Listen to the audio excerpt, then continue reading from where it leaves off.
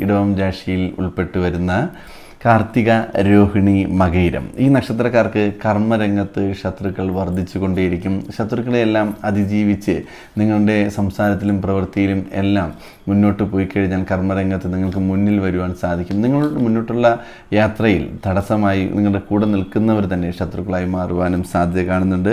കുടുംബജീവിതത്തിൽ അനാവശ്യമായിട്ടുള്ള സംസാരങ്ങളും തർക്കങ്ങളും ഒഴിവാക്കുന്നത് നല്ലതായിരിക്കും. അഭിപ്രായ വ്യത്യാസങ്ങളില്ലാതെ സന്തോഷകരമായി പോകേണ്ടത് അത്യാവശ്യം തന്നെയാണ്. സന്താനങ്ങളുടെ വിവാഹം നടക്കുവാനുള്ള സാധ്യത ഈ ഒരു വാരത്തിൽ കൂടുതലായി കാണുന്നുണ്ട്. പ്രണയിക്കുന്നവർ തമ്മിൽ അഭിപ്രായ വ്യത്യാസം ഉണ്ടാകുവാനും പിരിഞ്ഞ് ജീവിക്കുവാനും പ്രണയബന്ധം വളരെ രീതിയിലുള്ള പ്രശ്നങ്ങളിലൂടെ മുന്നോട്ട് പോകുവാനും ഈ ഒരു വാരത്തിൽ കാണുന്നുണ്ട്. ആ കാര്യങ്ങളിലും ശ്രദ്ധ പാലിക്കേണ്ടത് നല്ലതായിരിക്കും. ഈ ഒരു വാരത്തിൽ നിങ്ങൾ ശിവക്ഷേത്ര ദർശനം നടത്തുന്നത് വളരെ നല്ലത് തന്നെയായിരിക്കും. ഭഗവാനെ പ്രാർത്ഥിക്കുക, പൂജിക്കുക, വഴിപാട് നടത്തുന്നതെല്ലാം വളരെ നല്ലതായിരിക്കും.